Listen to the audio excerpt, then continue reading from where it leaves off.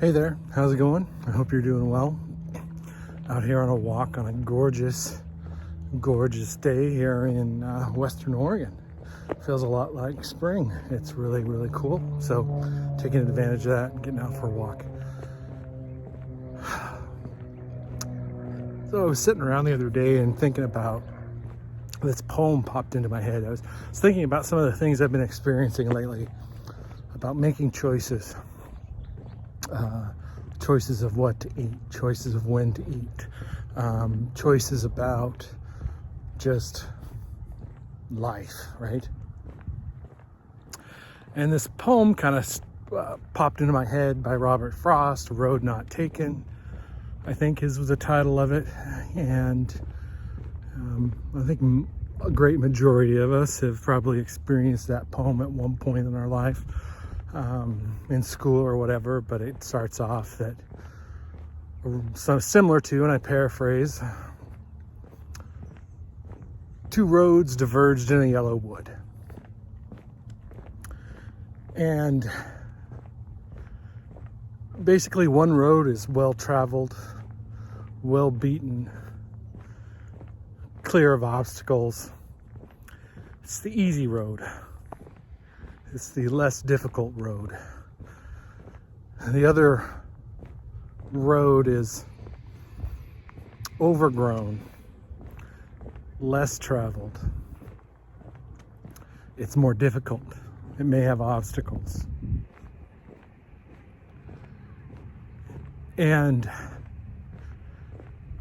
I started thinking about that well-worn, easy road.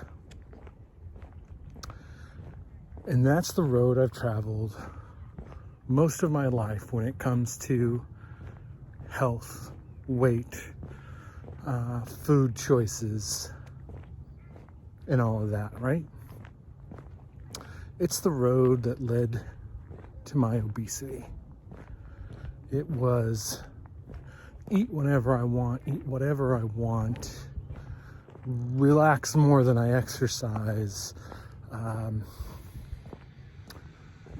do everything that was probably the easy decision to make at the time. And what I've learned as I wait for this car to go by. So what I've learned after the car has gone by, now, I guess with some self-reflection, I feel like as I'm around 7 months post-op, and here goes another car, but that's just the way it goes.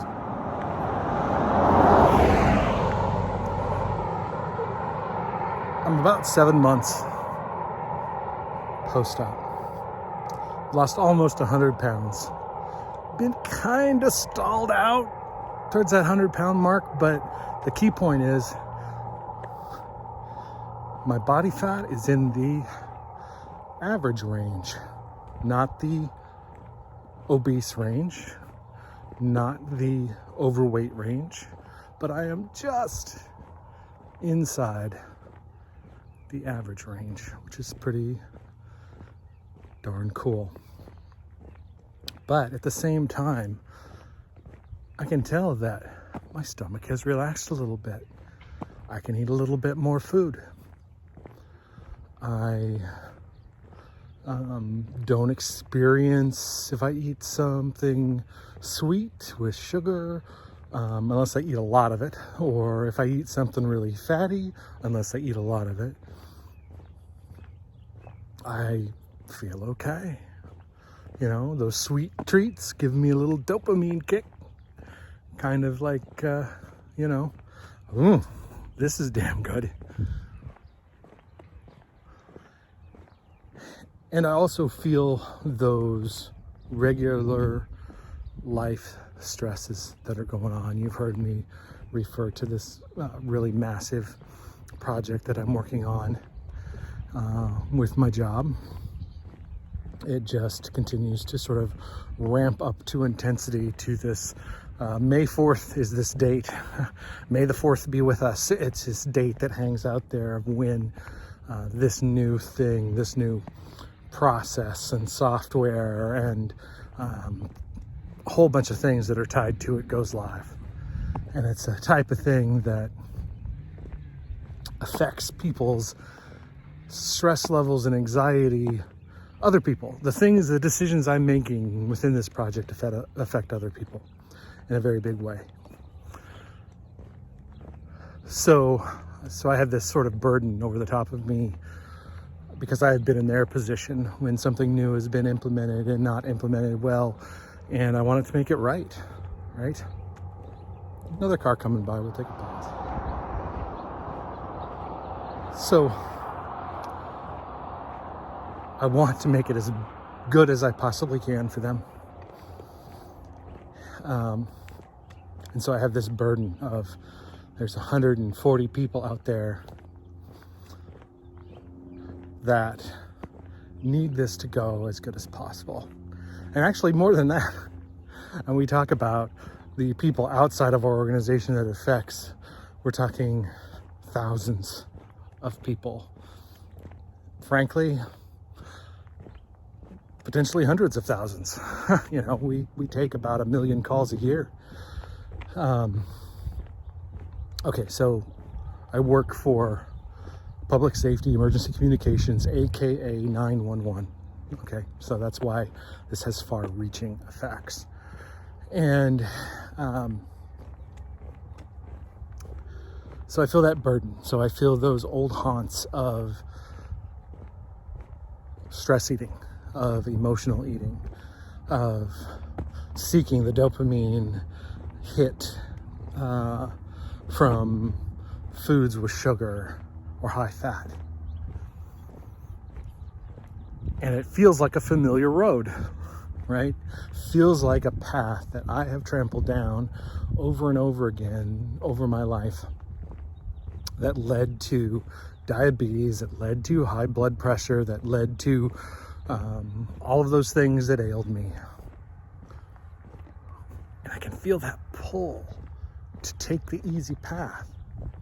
Hey, I've lost almost 100 pounds. I deserve to have some of these good things. Really? Do I deserve it? Yeah, I don't know. And the poem continues on, and at the end sort of says, you know, when I get kind of to the end of my life or this point of perfection and I look back, that I'm able to say that I took the road less traveled by. And that has made all the difference. I want to be that guy. I want to look back at this point in my life and say the decisions I made at this point, whether I get unhealthy again, or I get more healthy, or I stay the way I am right now, which is not bad. Not bad at all. I feel great. But that I get back to that point and I look back and say, I took a new path, took a path less traveled, and that becomes the path I take, and that makes all the difference. I think that's kind of a choice that we all are going to have to face to make this work for the long term. Do we choose another car? I'm sorry, I was in a moment. Okay. Go back to it. Do we choose to drift back to that comfortable road, that comfortable place?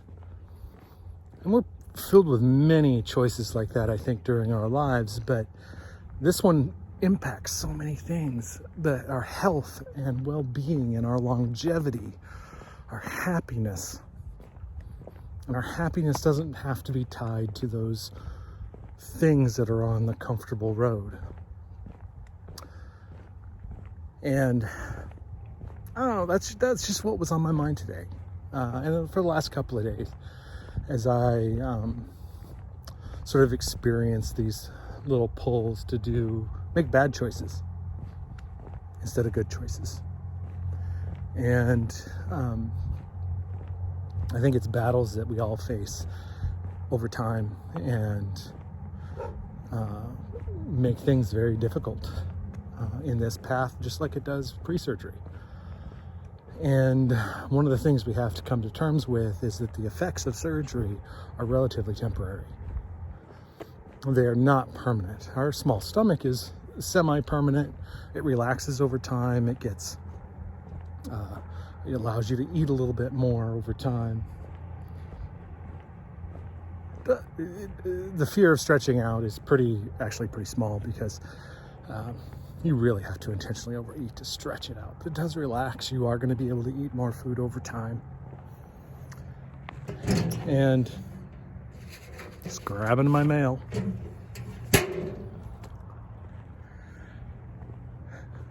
I think it's important to come to terms with that and say, you've got to make a choice. And then live with that choice, for better or for worse. I'm not going to go down the same path I've been down before. And neither should you. So I didn't give an update this week on my weight loss journey. I already kind of implied that, things are kind of where they have been, more or less. I'm actually up from last week, 3 pounds. That doesn't really bother me. I mean, yeah, I would like to get back closer to that 100-pound loss mark. I'm going through a lot of stuff right now. I've been eating my normal process that I have been eating, in the last week and a half. My eating has been my normal thing, where I've lost, most of my weight in this, what I've been eating and how much I've been eating and all of that. So I am not concerned that suddenly I'm off the rails. I'm not. One thing is that's very noticeable is my body composition continues to change, and I think that's an important thing for people to realize, is that even when if your body weight goes up, down, up, whatever, your body composition is still changing in this process during this first year, until you actually reach that sort of nadir, that lowest weight. And the other thing to keep in mind is that lowest weight that you reach in this process may not be your goal weight. I don't really have a goal weight. I wanted to get my body fat down to average first, which I've done. And then I'd like to get into the fitness category. That's going to take exercise. I may not lose weight overall, much more, but I want my body fat to get into that fitness category. I think that would be really cool.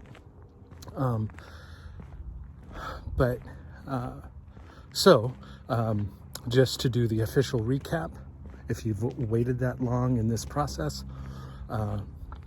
my high weight, 310.5 pounds, my surgery weight, 300 pounds, my weight today was 215.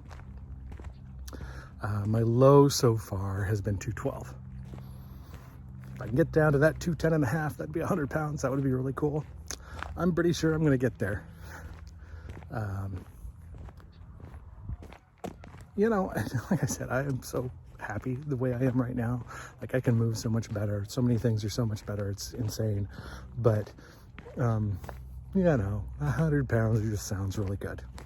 So we'll see if we get there. I think I will. Anyway, that's what I have today. I'm sorry that I waxed poetic and bored the hell out of everybody. Frankly, let's get real. These videos are relatively boring anyway. All right. So, we just add this one to the weeks as they pass by. And I thank you if you struck it out this long. And hey, until next time, take care.